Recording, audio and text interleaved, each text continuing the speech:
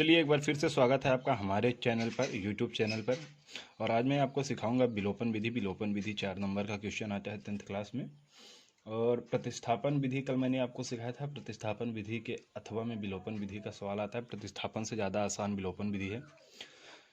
तो अगर आप बोर्ड एग्जाम दे रहे हैं तो आप ध्यान रखिएगा, 2 पेन आपके पास होना चाहिए, एक ब्लैक होना चाहिए, एक ब्लू होना चाहिए। और मैं आपको बेसिकली सिखाऊंगा कि बोर्ड एग्जाम में विलोपन विधि सवाल को हल कैसे करना है। क्लियर है? तो शुरू करते हैं। आप देख रहे हैं एक्स प्लस वाई बराबर 5, 2x माइनस 3y बराबर 4। सवाल लिखा है तो मैंने लिखा है एक्स प्लस वाई बराबर 5, 2x माइनस 3y बराबर 4। समीकरण 1, समीकरण 2। इसमें आपको ध्यान देना है कि जो समीकरण 1 है, समीकरण 2 है, इन दोनों में प्रतिस्थापन की तरह ही सेम टू सेम एक्स और वाई का मान निकालना पड़ता है। लेकिन प्रतिस्थापन में हम दूसरे तरीके से निकालते हैं, विलोपन में हम दूसरे तरीके से निकालते हैं। चलिए निकाल कर दिखाते हैं। तो x प्लस वाई बराबर 5, 2x माइनस 3y बराबर 4। तो आपको यहाँ पर लिखना है समीकरण 1 में 3 से गुणा और समीकरण 2 में 1 से गुणा करने पर। हम गुणा क्यों करते हैं? क्योंकि एक चर राशि को हमें इक्वल करना पड़ता है, चाहे वाई को करें चाहे एक्स को करें। इसलिए अगर हम समीकरण 1 में 3 का और समीकरण 2 में 1 का गुणा करेंगे तो इक्वल हो जाएगा। कैसे होता है आपको मैं दिखाता हूँ। जैसे अब समीकरण 1 में 3 का, तो ये 3x हो जाएगा प्लस ये 3y हो जाएगा इक्वल टू ये 5 जा 15 हो जाएगा। और यहाँ 1 का हम गुणा करेंगे तो ये 2x हो जाएगा, ये माइनस है तो ये 3y हो जाएगा। क्लियर है?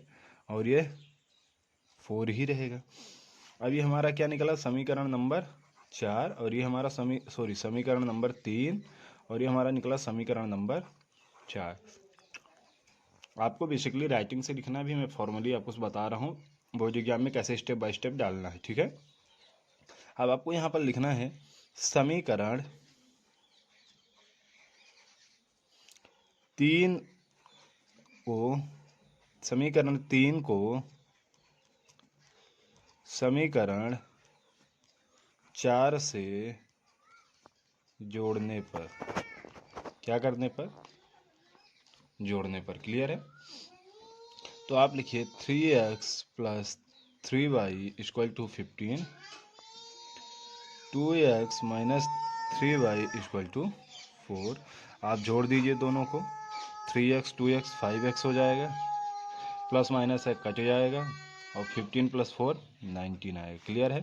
तो x बराबर 19/5। ये आपका x का वैल्यू निकल आया। क्लियर है? हमेशा आपको ध्यान देना, अगर यहीं पे मैं समीकरण 1 में 2 से गुणा करता और समीकरण 2 में 1 से गुणा करता तो x कैंसिल होता, लेकिन मैंने 3 से किया तो y कैंसिल होगी।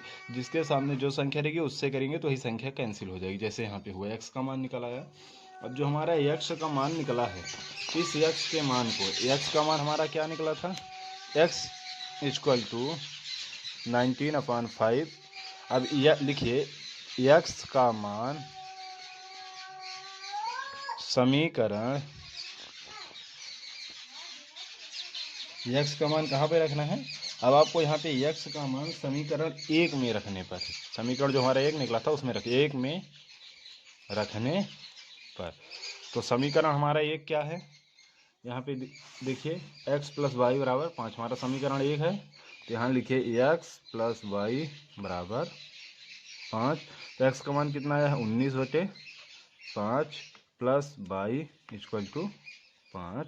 तो ये y है, y रहेगा, ये प्लस में इधर आएगा माइनस में हो जाएगा।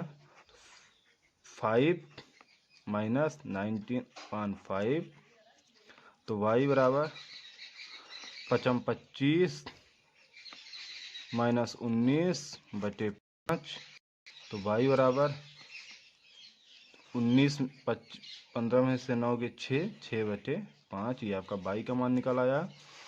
तो x बराबर 19/5, y बराबर 6/5 यही आपका आंसर है। मैं आशा करता हूँ कि आपको हमारा वीडियो समझ में आया होगा। आपको विलोपन विधि बड़ा आसान तरीके से समझ में आया होगा। एक बार मैं फिर से समझा देता हूँ, 1 सेकंड। सबसे पहले आपको x + y = 5 समीकरण 1 समीकरण 2 लिखना है। उसके बाद हमेशा कोई भी क्वेश्चन हो, डरना नहीं है, तुरंत डालिए। समीकरण 1 में जो नीचे संख्या दी गई है अगर तो ऊपर गुणा कर दीजिए, जो ऊपर संख्या दी गई है उसको नीचे से गुणा कर दीजिए। गुणा कर देंगे तो एक सवाल क्वेश्चन इक्वल में हो जाएगा और एक माइनस हो जाएगा, और यहाँ आके दोनों को जोड़ दीजिए, ये कैंसिल हो जाता है तो एक्स का मान निकलता है, और एक्स का मान समीकरण 1 में रखेंगे तो वाई का मान निकल आएगा। तो हम आशा करते हैं आपको हमारा वीडियो अच्छा लगा होगा, समझ में आया होगा। जहाँ समझ में नहीं आया हो तो आप कमेंट करके हमें बता सकते हैं। बाकी हमारे चैनल को लाइक शेयर सब्सक्राइब जरूर करें। Thank you.